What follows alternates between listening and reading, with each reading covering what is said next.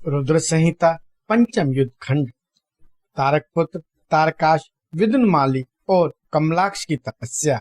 ब्रह्मा द्वारा उन्हें वर प्रदान, मैं द्वारा उनके लिए 3 पुरों का निर्माण और उनकी सजावट शोभा का वर्णन। नारद जी ने कहा, पिताजी, जो गणेश और स्वामी कार्तिकेय की उत्तम कथाओं से ओतप्रोत तथा आनंद प्रदान करने वाला है, भगवान शंकर के ग्रह संबंधी उस उत्तम चरित्र को हमने सुन लिया। अब आप कृपा करके उस परमोत्तम चरित्र का वर्णन कीजिए जिसमें रुद्रदेव ने खेली खेल में दुष्टों का वध किया था। महान विद्याशाली भगवान शंकर ने देवद्रोहियों के तीनों नगरों को एक ही साथ एक ही बाण से किस कारण और कैसे भस्म कर डाला था। भगवान जिनके भाल में बाल चंद्रमा सुशोभित है तथा जो सदा माया के साथ विहार करने वाले हैं, उन भगवान शंकर का चरित्र तो देव ऋषियों को आनंद प्रदान करने वाला है। आप यह सारा चरित्र विस्तार वर्णन कीजिए। ब्रह्मा जी बोले, ऋषि श्रेष्ठ, पहले किसी समय में व्यास ने सनत कुमार से ऐसा ही प्रश्न किया था। उस समय सनत कुमार ने जो कुछ उत्तर दिया था वही मैं वर्णन करता हूँ। उस समय सनत कुमार ने कहा था, महाबुद्धिमान व्यास जी, विश्व का संहार करने वाले चंद्रमौली शिव ने जिस प्रकार एक ही बाण से तुरपुर को भस्म किया था वह चरित्र कहता हूँ, सुनो। मुनीश्वर, जब शिव कुमार स्कंद ने तारकासुर को मार डाला तब उसके तीनों पुत्रों को महान संताप हुआ। उनमें तारकास सबसे ज्येष्ठ था, विदुनमाली मंझला और छोटे का नाम कमलाक्ष था। उन तीनों में समान बल था। वे जितेंद्रिय, सदा कार्य के उद्यत, संयमी, सत्यवादी, दृढ़चित, महान वीर और देवों से द्रोह करने वाले थे। उन तीनों ने सभी उत्तम एवं मनोहर भोगों का परित्याग करके मेरु पर्वत की एक कंदरा में जाकर पर अद्भुत तपस्या आरंभ की।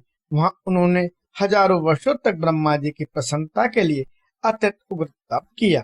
तब सूर्य और असुरों के गुरु महायशस्वी ब्रह्मा जी उनकी तपस्या से अत्यंत संतुष्ट होकर उन्हें वर देने के लिए प्रकट हुए। ब्रह्मा जी ने कहा, महादैत्यो, मैं तुम लोगों के तप से प्रसन्न हो गया हूँ, अतः तुम्हारी कामना के अनुसार तुम्हें सभी वर प्रदान करूंगा। देवद्रोहियों, मैं सबकी तपस्या के फलदाता और सर्वदा सब कुछ करने में समर्थ हूँ। अतः बताओ, तुम लोगों ने इतना घोर तप किस लिए किया है? सनत कुमार जी कहते, मुने, ब्रह्मा जी की यह बात सुनकर उन सब ने अंजलि बांधकर पितामह के चरणों में प्रणिपात किया और फिर धीरे धीरे अपने मन की बात कहना आरंभ किया। दैत्य बोले, देवेश, यदि आप हम पे प्रसन्न हैं और हमें वर देना चाहते हैं तो यह वर दीजिए कि समस्त प्राणियों में हम सबके लिए अवध्य हो जाए। जगन्नाथ, आप हमें स्थिर कर दें और हमारे जरा रोग आदि सभी शत्रु नष्ट हो जाएं और कभी मृत्यु हमारे समीप ना फटके। हम लोगों का ऐसा विचार है कि हम लोग अजर अमर हो जाएं और त्रिलोकी में अन्य सभी प्राणियों को मौत के घाट उतार, क्योंकि ब्राह्मण यदि 5 ही दिनों में काल के गाल में चला जाना निश्चित ही है तो अतुल लक्ष्मी, उत्तम नगर, अन्य भोग सामग्री, उत्कृष्ट पद और ऐश्वर्य से क्या प्रयोजन है? मेरे विचार से तो उस प्राणी के लिए यह सब व्यर्थ है। सनत कुमार जी कहते, महेश्वर, उन तपस्वी दैत्यों की यह बात सुनकर ब्रह्मा अपने स्वामी गिरिशाई भगवान शंकर का ध्यान करके बोले। ब्रह्मा जी ने कहा, असुरों, अमरत्व सभी को नहीं मिल सकता, अतः तुम लोग अपना यह विचार छोड़ दो।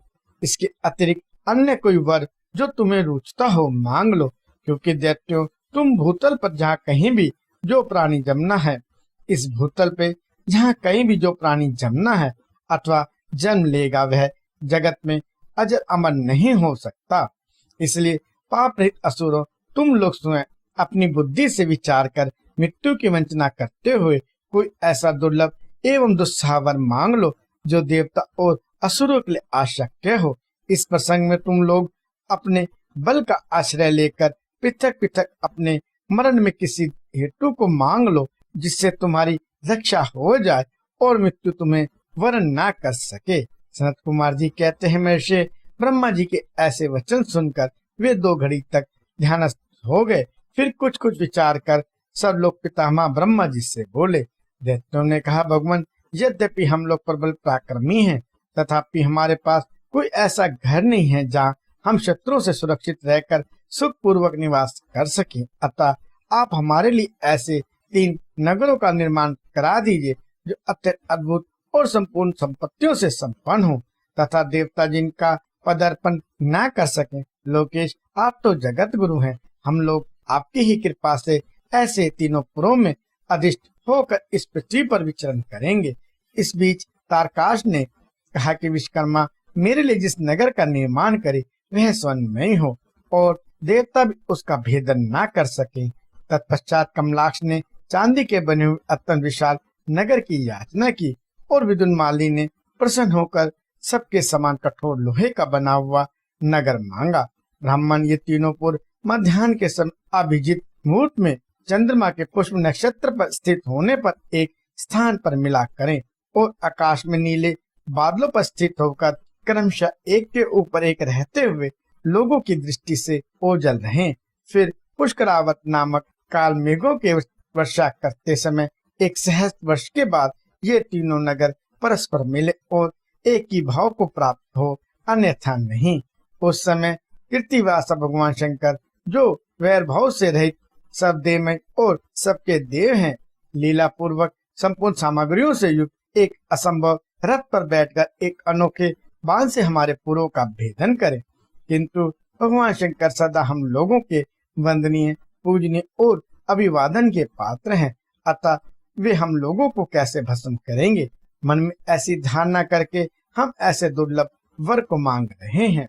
सनत कुमार जी कहते हैं, व्यास, उन दैत्यों का कथन सुनकर सृष्टिकर्ता लोक पितामह ब्रह्मा ने शिव जी का स्मरण करके उनसे कहा कि अच्छा ऐसा ही होगा। फिर मैं को भी आज्ञा देते हुए उन्होंने कहा, हे मैं, तुम सोने चांदी और लोहे के 3 नगर बना दो। यूं मैं को आदेश देकर ब्रह्मा जी उन तारक पुत्रों को देखते देखते अपने धाम स्वर्ग को चले गए। तदंतर धैर्यशाली मैंने अपने तपोबल से नगरों का निर्माण करना आरंभ किया। उसने तारकाश के लिए स्वर्ण में, कमलाक्ष के लिए रजत में और विदुनमाली के लिए लोहे में यूं 3 प्रकार के उत्तम दुर्ग तैयार किए। वे पुर क्रमशः स्वर्ग, अंतरिक्ष और भूतल पर निर्मित हुए थे। असुर के हित में तत्पर रहने वाला मैं इन तीनों पुरों को तारकाश आदि असुरों के हवाले करके स्वयं भी उसी में प्रवेश कर गया। इस प्रकार उन तीनों पुरों को पाकर महान बल पराक्रम से संपन्न वे तारकासुर के लड़के उनमें प्रविष्ट हुए और समस्त भोगों का उपभोग करने लगे। वे नगर कल वृक्षों से व्याप्त और हाथी घोड़ों से संपन्न थे। उनमें मणि निर्मित जालियों से आच्छादित बहुतेरे महल बने हुए थे। वे पद्मराग के बने हुए एवं सूर्यमंडल के समान चमकीले विमानों से, जिनमें चारों ओर दरवाजे लगे थे, शोभायमान थे। कैलाश शिखर के समान ऊंचे और चंद्रमा के समान उज्जवल दिव्य प्रसादों तथा गोपुरों से उनकी अद्भुत शोभा हो रही थी। वे अप्सराओं, गंधर्वों, सिद्धों तथा चारणों से खचाखच भरे थे। प्रत्येक महल में शिवालय तथा अग्निहोत्रशाला की प्रतिष्ठा हुई थी। उनमें शिव भक्ति प्राण शास्त्र ब्राह्मण सदा निवास करते थे। वे बावली, कूप, तालाब और बड़ी बड़ी तलैया से तथा समूह के समूह स्वर्ग से च्युत हुए वृक्षों से युक्त उद्यानों और वनों से सुशोभित थे। बड़ी बड़ी नदियां, नदों और छोटी छोटी सरिताओं से, जिनमें कमल खिले हुए थे, उनकी शोभा और बढ़ गई थी।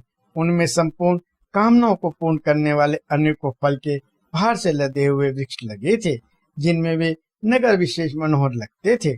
वे झुंड के झुंड मदमस्त गजराजों से, सुंदर सुंदर घोड़ों से, नाना प्रकार के आकार प्रकार वाले रथों एवं शिविकाओं से अलंकृत थे। उनमें समनुसार पृथक पृथक क्रीड़ा स्थल बने थे और विद्यानंद की पाठशालाएं भी भिन्न भिन्न निर्मित हुई थी। वे पापी पुरुषों के लिए मनवानी से भी अगोचर थे। उन्हें सदाचार्य पुण्यशील महात्मा ही देख सकते थे। पति सेवा प्राण तथा कुधर्म से विमुख रहने वाली पतिव्रता नारियों ने उन नगरों के उत्तम स्थलों को सर्वत्र पवित्र कर रखा था। उनमें महाभाग विद्यार्थ और श्रुति स्मृति के अर्थ के तत्व एवं सब धर्मपरायण ब्राह्मण अपनी स्त्रियों तथा पुत्रों के साथ निवास करते थे।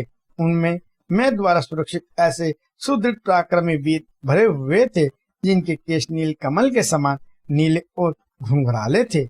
वे सभी सुशिक्षित थे, जिससे उनमें सदा युद्ध की लालसा भरी रहती थी। वे बड़े बड़े समारोह से प्रेम करने वाले थे। ब्रह्मा और शिव का पूजन करने से उनके पराक्रम विशुद्ध थे। वे सूर्य, मरुदगण और महेंद्र के समान बली थे और देवताओं के मंथन करने वाले थे। वेदों, शास्त्रों और पुराणों में जिन जिन धर्मों का वर्णन किया गया है, वे सभी धर्म और शिव के प्रेमी देवता वहाँ चारों ओर व्याप्त थे। उन नगरों में प्रवेश करके वे दैत्य सदा भक्ति निरत होकर सभी त्रिलोकी को बाधित करके विशाल राज्य का उपभोग करने लगे। उन्हें इस प्रकार वहां निवास करने वाले उन पुण्य आत्माओं के सुख एवं प्रीति पूर्वक उत्तम राज्य का पालन करते हुए बहुत लंबा समय व्यतीत हो गया।